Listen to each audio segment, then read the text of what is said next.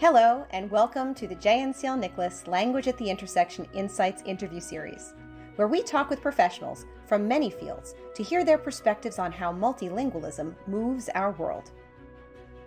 The Joint National Committee for Languages and the National Council for Language and International Studies proudly presents this series with generous sponsorship support from Vista Higher Learning.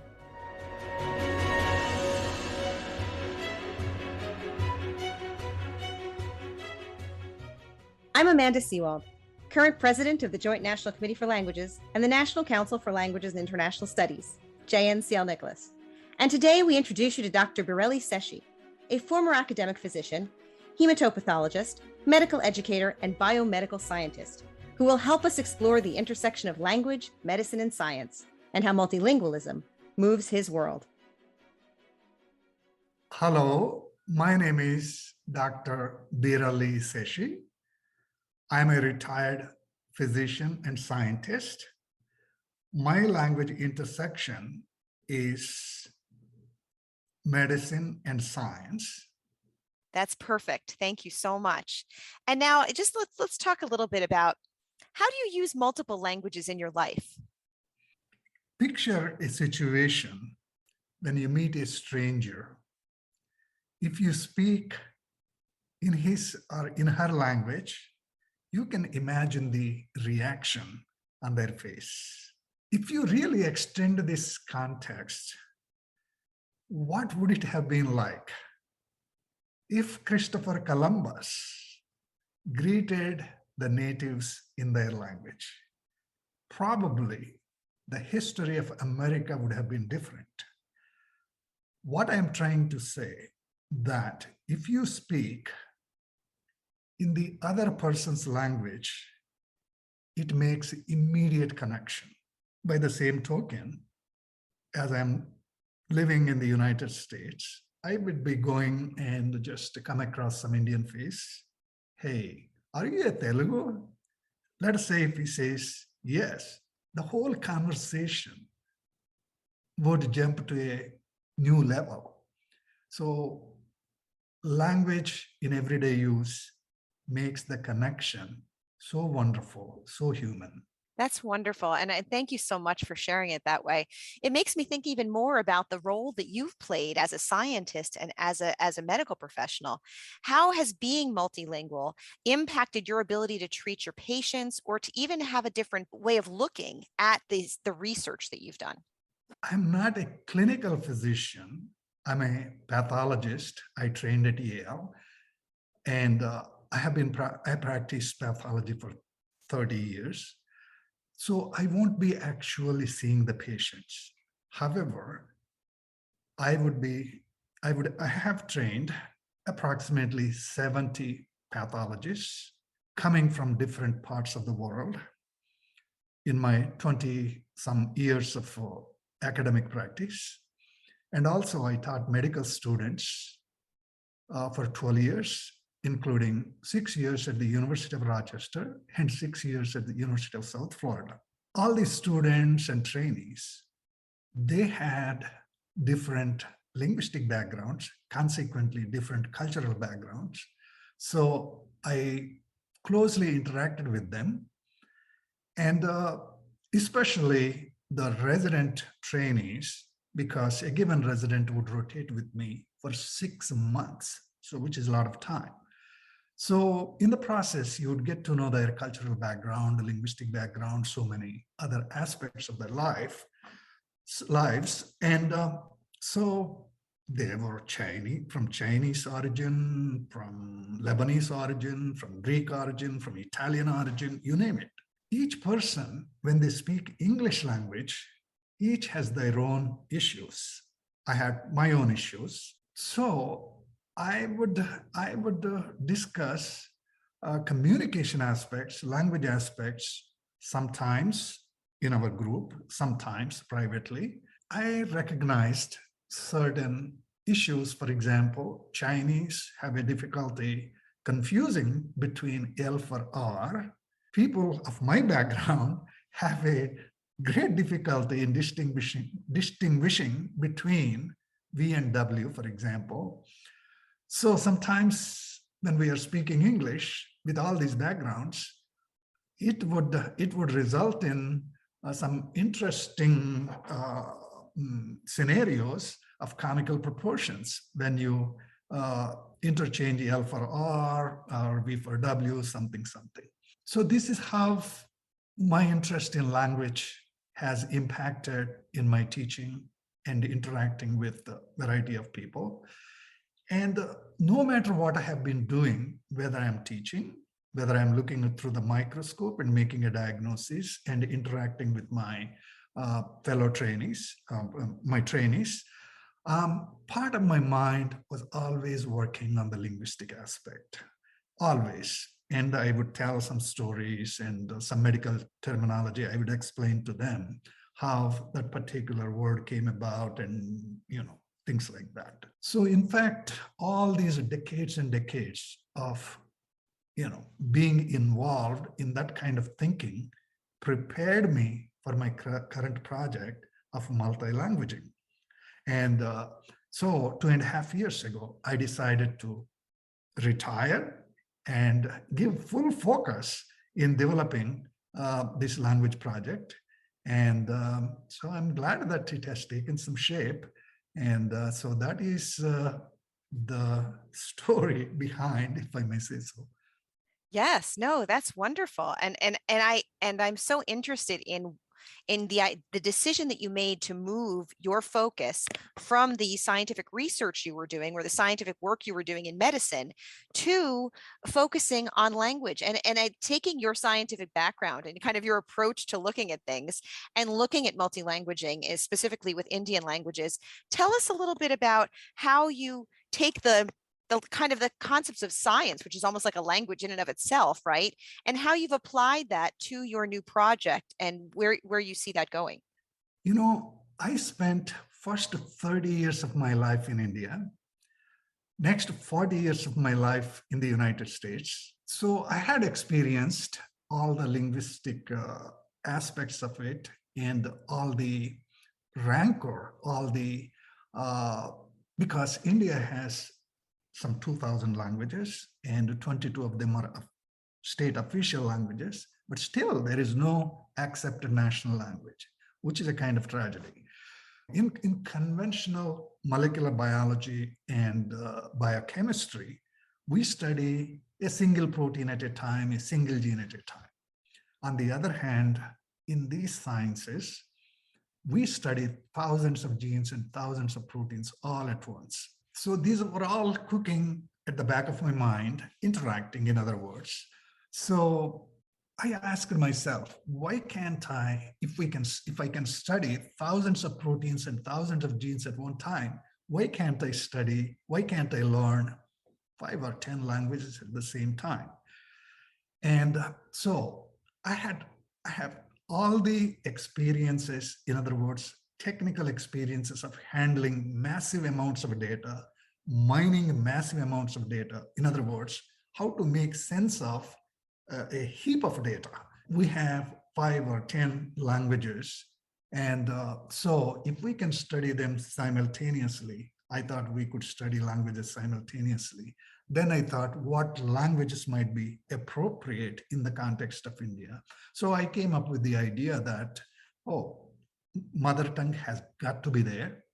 And second, English got to be there. So given these two things, then why not pick up some 3 pan-Indian languages? Those 3 pan-Indian languages are Hindi and Sanskrit, which is a foundation for most of the Indian languages, and Urdu, which is also born, and it's a bona fide Indian language. It was born in India, and it is also an Indo-European language. So that is how I came up with. So the fundamental thing is that who is going to accept if I want people to learn 5 languages, as if 3 languages in the current situation not enough. So I came up with the idea that if we use the same content instead of different content, currently 3 languages are taught. And in that scenario, for example, my mother tongue Telugu in my home state, national language which is not accepted, but de facto, or if not de jure, Hindi and English.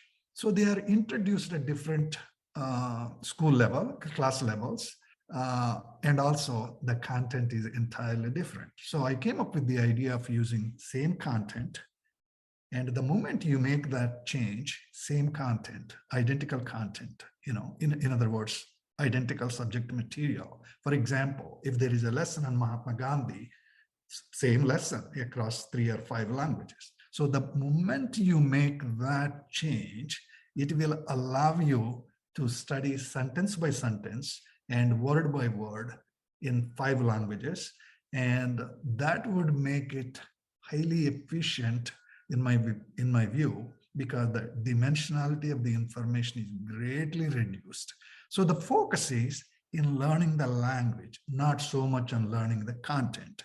So keep the content minimum and include as many languages as you would desire or needed or whatever. So that is the crux of my project. It's an incredible project. Maybe talk a little bit about what you wish that people in positions of power knew about the intersection of multilingualism and science, specifically. Diversity of languages, for example, India has 2,000. In the world over, 6,000 or 7,000 languages are there. We have to understand that each language has its own culture intertwined with it. Language is more than just a means of communication. It carries culture with it. What makes it language so exciting? And also, study of languages is science. And if you look at language, it is an organism by itself. It has a life of its own. Someday it started and it kept evolving over thousands of years. In the case of some languages, they are not static. So given these facts, given the diversity of the languages in the world and consequently diversity of cultures in the world, so if you learn a language, you are necessarily learning the culture associated with that language. The diversity of languages can be a gold mine because it's richly endowed with the valuable thought process embedded into it. At the same time, it can be a minefield. So in other words, it can be a boon or a bane because some language might try to dominate over. All kinds of issues would arise. So where there are 2 people, there are politics because of the self-interest, whatever. What I think that teaching them in parallel takes away that bias against or fear of other languages. So the lawmakers need to understand, if we properly understand and properly make use of the diversity of languages, we would be the strongest in the world. At the same time, if we are not careful, if we do not think through, and then it could be a disaster. I mean, all these things played a significant impact at the back of my mind in arriving at this system of teaching, because I know how sensitive it is, especially in India, this language issue. When I was a high school student, there were street level agitations against Hindi. And again, in 2019, after 40 years later, it is the same situation. So in other words, the sensitivity still persists. And in other words, the problem remains unsolved. So, and I'm hoping that multilanguaging is a solution for this long-standing problem. India got independence 74 years ago. And all these years, the language problem has been in the domain of politics. And I believe I have taken it out of politics and given a scientific solution, but it remains to be seen. I'm not saying anything final at this point.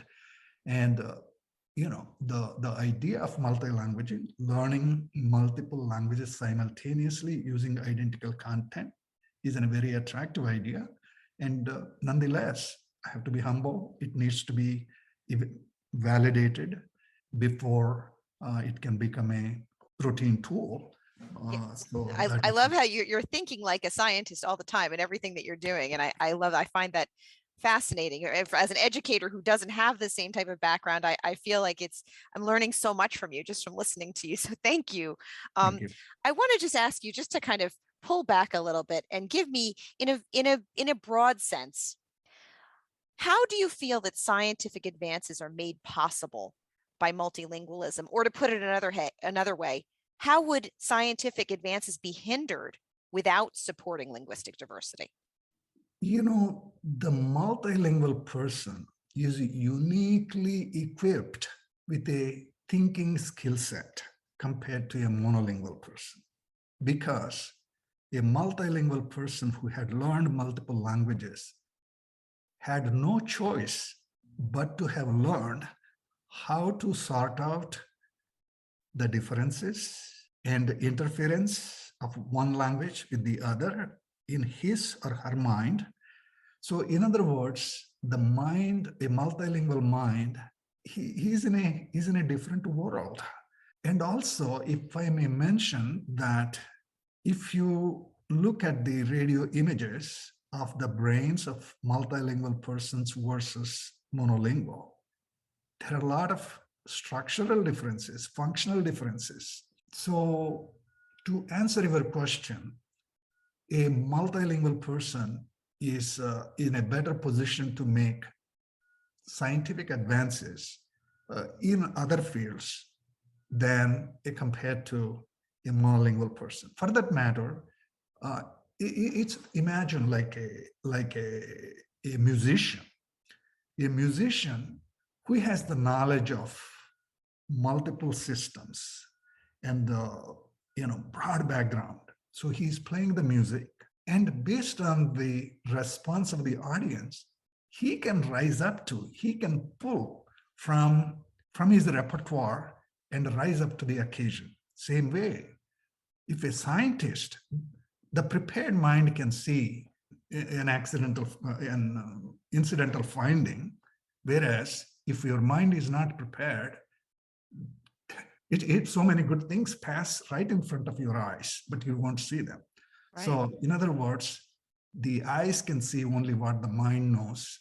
And in other words, a multilingual person is going to be a better scientist and a better human being, and in every respect. That's my opinion.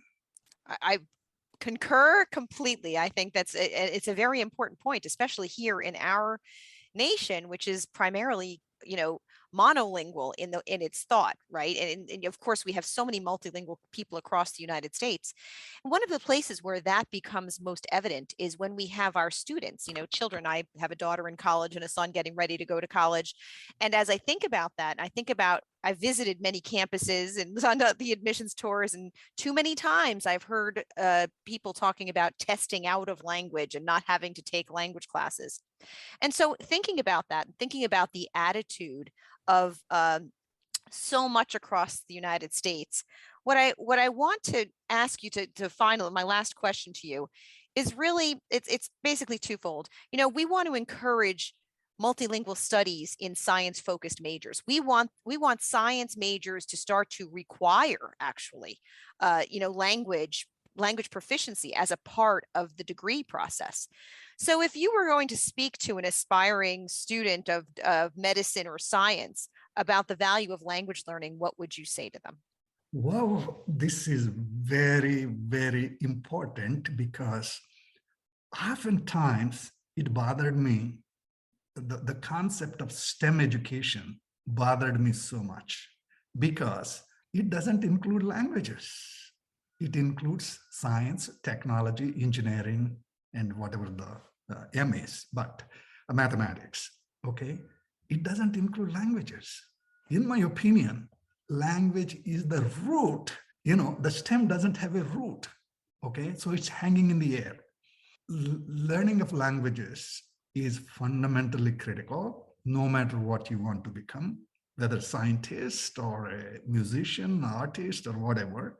And imagine, Amanda, before the science math became popular, what were the brilliant minds doing? What was their focus? They were learning Latin, Sanskrit, or becoming poets, becoming that kind of thing. But now the so much focus is out of proportion put on these vocational fields such as engineering and medicine and so on. I think the emphasis has been misplaced by neglecting languages. And I think languages should be brought on par with other fields. I've so enjoyed listening to you. You've shared so much. And actually, your answer to this is exactly perfect. It's exactly what we're looking to do. But no, this was, I could listen to you talk about this for hours. I'm just so fascinated by the way that you're applying your scientific background and the breadth of your knowledge and experience and your years of study to looking at language education and looking at the way people learn language. I think that it has really important implications across the way that we look at language.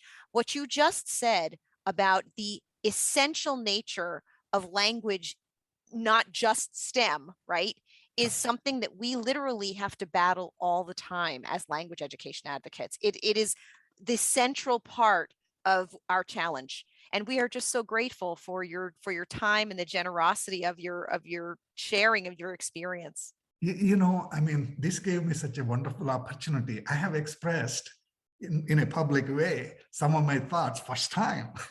Oh, well, thank you for sharing that with us. And we are honored that you would be willing to do that with us. And so we want to make sure we honor that by including you in our video and making sure that people get to hear your voice. Thank you.